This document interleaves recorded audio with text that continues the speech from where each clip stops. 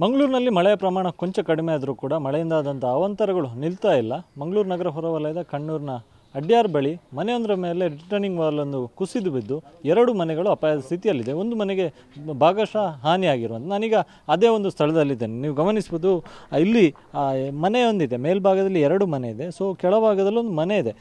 ಮೇಲ್ಭಾಗದ ಮನೆ ಏನು ಇದೆ ಅದು ಮಣ್ಣು ಕುಸಿಬಾರ್ದು ಮತ್ತು ಮನೆಗೆ ಯಾವುದೇ ರೀತಿಯ ತೊಂದರೆ ಆಗಬಾರ್ದು ಅಂತೇಳಿ ಇಲ್ಲೊಂದು ಬೃಹದಾದಂಥ ಒಂದು ರಿಟರ್ನಿಂಗ್ ವಾಲನ್ನು ಕಟ್ಟಿರುವಂಥದ್ದು. ಅತ್ಯಂತ ಸ್ಟ್ರಾಂಗ್ ಆಗಿ ಕಾಂಕ್ರೀಟ್ನ ಮೂಲಕ ಕಬ್ಬಿಣವನ್ನು ಹಾಕಿ ಈ ಒಂದು ರಿಟರ್ನಿಂಗ್ ವಾಲನ್ನು ಕಟ್ಟಲಾಗಿತ್ತು. ಆದರೆ ಈ ಬಾರಿಯ ಮಳೆಗೆ ಅದು ಸಂಪೂರ್ಣವಾಗಿ ಧರಾಶಾಯಿಯಾಗಿ ಕೆಳಕ್ಕೆ ಉರುಳಿ ಬಿದ್ದಿರುವಂಥದ್ದು. ಆ ಮಳೆ ಆರಂಭದಲ್ಲಿ ಒಂದಿಷ್ಟು ಸ್ವಲ್ಪ ಕ್ರ್ಯಾಕ್ ಬಂದಂಗೆ ಆಗಿತ್ತು. ಹಾಗಾಗಿ ಕೆಳಗಿನ ಮನೆಯವರನ್ನು ಇಲ್ಲಿಂದ ಶಿಫ್ಟ್ ಮಾಡಲಾಗಿತ್ತು. ಹಾಗಾಗಿ ಯಾವುದೇ ರೀತಿಯಾದ ಜೀವಹಾನಿ ಆಗಿಲ್ಲ, ಆದರೆ ಮನೆಗೆ ಸಂಪೂರ್ಣ ಹಾನಿಯಾಗಿದೆ. ಇದು ಮನೆಯ ಕೆಳಭಾಗದ ಚಿತ್ರಣ ಇದೆ.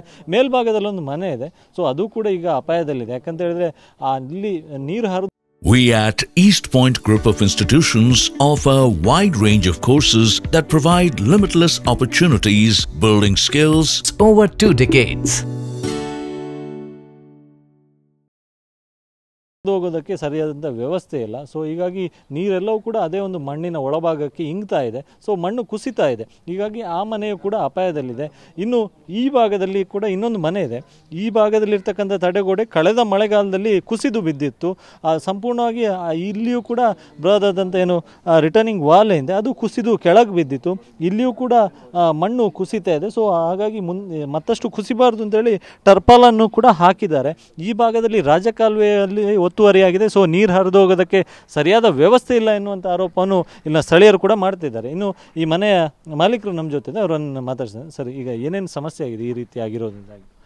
ಈ ಸಮಸ್ಯೆ ಅಂದರೆ ನಮಗೆ ಈಗ ಇಲ್ಲಿ ಕೂತ್ಕೊಳ್ಳಿಕ್ಕೆ ಹೆದರಿಕೆ ಆಗ್ತುಂಟು ಸರ್. ಮತ್ತು ನಾವು ಒಟ್ಟಾಸಿ ಕೂತ್ಕೊಳ್ಳೋದು. ಅವರು ನಮಗೆ ಬಂದು ನಿನ್ನೆ ಗ್ರಾಮ ಪಂಚಾಯತ್ ಅವರು ಲೆಟ್ರ್ ಕೊಟ್ಟಿದ್ದಾರೆ. ಅಲ್ಲಿ ಸಭಾ ಅಲ್ಲೆಲ್ಲ ನಮಗೆ ಕೂತ್ಕೊಳ್ಳಿಕ್ಕೆ ಆಗ್ತದೆ ಎಲ್ಲರೂ ಒಟ್ಟಿಗೆ. ಅಂದರೆ ಹೋದ ವರ್ಷ ನಂದು ಬಿದ್ದಿದೆ. ಹೋದ ವರ್ಷ ನಾನು 6 ತಿಂಗಳಿದ್ದೆ. ಇವರು ಬಂದು ಖಾಲಿ ಮಾಡಲಿಕ್ಕೆ ಹೇಳ್ತಾರೆ ಸರ್. ಮತ್ತು ಇವರು ಖಾಲಿ ಮಾಡಿ ಅಂತ ನಾವು ಎಲ್ಲಿ ಹೋಗೋದು, ಬಂದು ಈ ಮನೆ ಖಾಲಿ ಮಾಡಿ ಇದೇ ಹೇಳೋದು.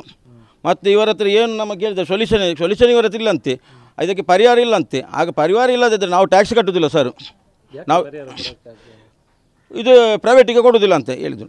ಅದು ನಮ್ಮದು ಇಲ್ಲಿಂಟಲ್ಲ, ಇದು ನಮ್ಮದು ಗ್ರಾಮ ಪಂಚಾಯತಿಯಲ್ಲಿ ನಾವು ಸ್ಟಾರ್ಟಿಂಗ್ ನನ್ನದು ಆಗುವಾಗ ನಾನು ಗ್ರಾಮ ಪಂಚಾಯತಿ ಹೋದೆ. ಗ್ರಾಮ ಪಂಚಾಯತಿ ಅವರು ನಾನು ಕೇಳಿದೆ, ಅವ್ರ ಹತ್ರ ಸೊಲ್ಯೂಷನ್. ಅವರ ಹತ್ರ ಹೇಳಿದರು, ನಮ್ಮ ಹತ್ರ ಯಾವ ಸೊಲ್ಯೂಷನ್ ಇಲ್ಲ, ನೀ ಇಲ್ಲಿಗೆ ಬರಬೇಡ, ನಮ್ಮದು ಮನೆಯ ಗೋಡೆ ಕುಸಿತ ಮಾತ್ರ, ಕಂಪೌಂಡ್ ವಾಲ್ಗಿಲ್ಲ ಅಂತ ನಾನು ರಿಕ್ವೆಸ್ಟ್ ಮಾಡಿದೆ.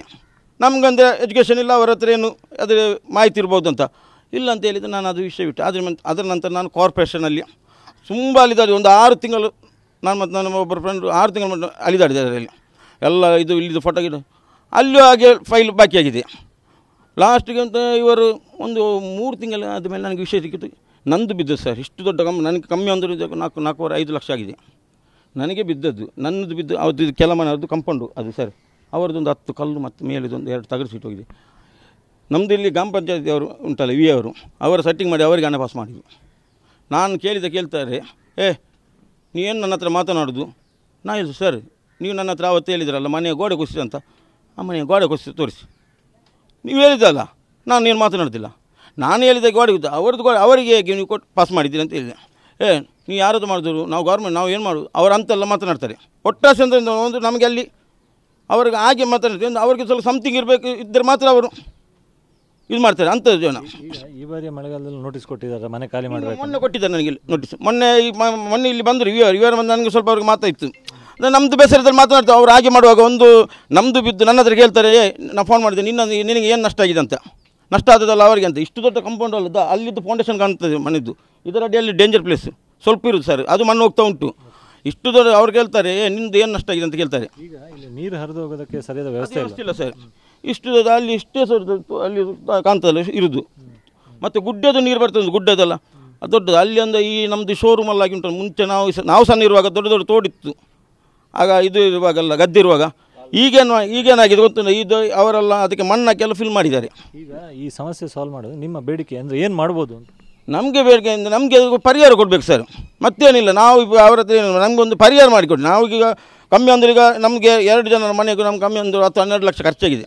ಏನು ಸರ್ ಇದರದ್ದು ಮಣ್ಣು ತೆಗಿಲಿಕ್ಕೆ ಬರೋದಿಲ್ಲ. ನಾನು ಲಾಸ್ಟ್ ಕಾರ್ಪೊರೇಷನ್ ನಮ್ಮ ಮೇಡಮ್ ಹತ್ರ ಹೇಳಿದೆ, ಇಲ್ಲಿದ್ದು ಕಾರ್ಪೊರೇಟ್ ಹತ್ರ, ಮೇಡಮ್ ನಮ್ಮ ಸಂಸದ ಮಕ್ಕಳು ಭಾರಿ ಕಷ್ಟದಲ್ಲಿದ್ದೇನೆ, ನನಗೆ ಅರ್ಧ ಅಲ್ಲಿ ಫೌಂಡೇಶನ್ ಕಾಣ್ತದೆ, ಗೋಣಿ ಚೀಲ ಇದೆ ಅಂತ ಹೊಯ್ಯೋದು ಅದು ಸಹ ಅವರು ಮಾಡಲಿಲ್ಲ.